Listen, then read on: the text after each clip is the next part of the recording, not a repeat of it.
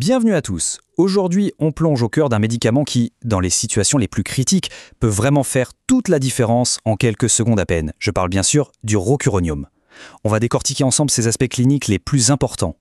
Imaginez un peu le scénario. Une situation d'urgence, la pression monte, chaque seconde compte. La grande question c'est comment sécuriser une voie aérienne rapidement et en toute sécurité. C'est le point de départ de toute prise en charge critique. Et c'est précisément là que notre sujet du jour entre en scène. Et la réponse à cette question, c'est souvent lui, le rocuronium. Son nom un peu barbare, c'est agent de blocage neuromusculaire non dépolarisant. Bon, ça sonne un peu technique, mais en gros, ça nous dit déjà comment il fonctionne. Il paralyse les muscles, mais d'une manière bien particulière. Alors, comment ça marche exactement? Eh bien, c'est une histoire de compétition. Le rocuronium va jouer les troubles faits. Il se met en concurrence directe avec l'acétylcholine, qui est le messager qui dit aux muscles de se contracter. Le rocuronium arrive, il s'installe sur les récepteurs et hop, le message ne passe plus.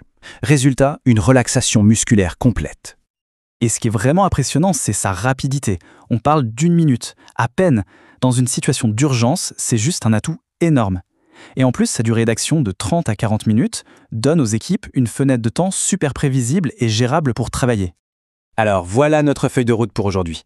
On va commencer par revoir les bases, ensuite on verra ses utilisations, le dosage, les compatibilités, un point crucial, puis la surveillance et enfin comment on fait machine arrière pour inverser ses effets. Allez, c'est parti. Bon, voilà, on a posé les bases, le défi d'une situation critique et la solution qu'apporte le rocuronium. Maintenant, on va creuser un peu plus tout ça.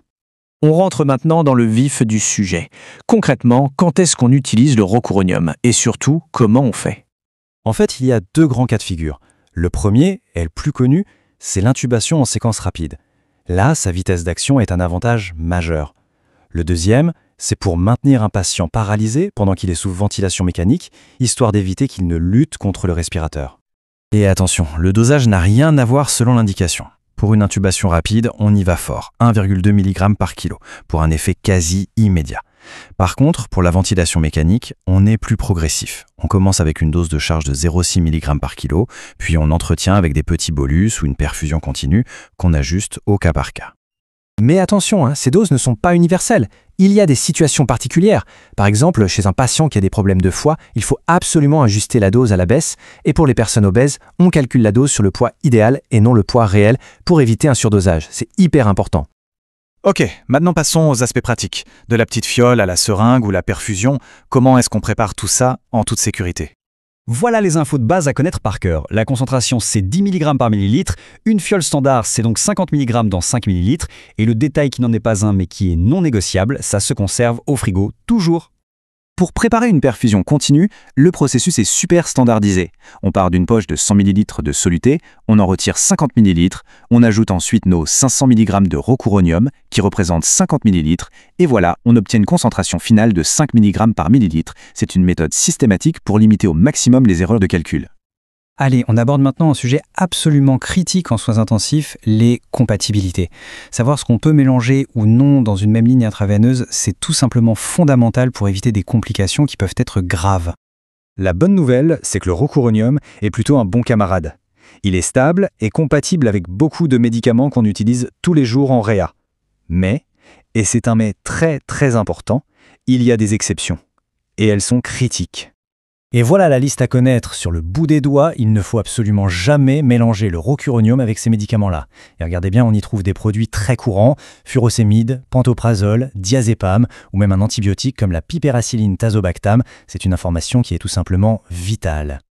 Administrer un cura, ce n'est pas un acte anodin, loin de là. C'est un acte à haut risque. Et ça nous amène directement à la surveillance. Il y a une checklist de points à vérifier qui sont tout simplement non négociables. Et la règle numéro 1, la règle d'or, c'est celle-ci. On ne paralyse jamais une personne consciente. L'idée même est terrifiante. Il est donc impératif de s'assurer que la sédation est profonde. On vise un score RAS à -4 ou -5, et ce, avant la moindre injection. C'est un principe éthique et clinique fondamental. Une fois que la curarisation est en place, la surveillance est constante, bien sûr. Le rythme cardiaque, la tension, la saturation en oxygène. Mais il faut aussi pouvoir mesurer objectivement le niveau de paralysie. Et pour ça, on utilise un neurostimulateur, souvent avec la technique du Chain of Four. On envoie 4 petites impulsions électriques et on observe la réponse musculaire. C'est notre meilleur indicateur. On arrive à la dernière étape du processus, Une fois que la paralysie n'est plus nécessaire, comment est-ce qu'on lève ça de manière sûre et contrôlée? C'est ce qu'on appelle la stratégie de sortie. Pour faire machine arrière, il y a deux grandes options. D'un côté, l'approche traditionnelle avec la néostigmine, c'est efficace, mais ça a des effets secondaires qu'il faut gérer avec de l'atropine. De l'autre, on a le Sugamadex, c'est plus récent, et ça agit un peu comme une éponge moléculaire. Ça vient capturer directement le rocuronium pour le neutraliser.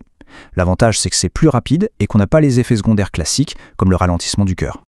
Et tout ça nous amène à la conclusion.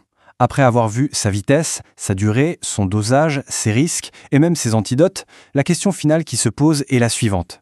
Quelle est la place idéale pour cet outil puissant dans les protocoles de gestion des voies aériennes d'un hôpital? C'est une réflexion qui est vraiment essentielle pour chaque équipe de soins critiques.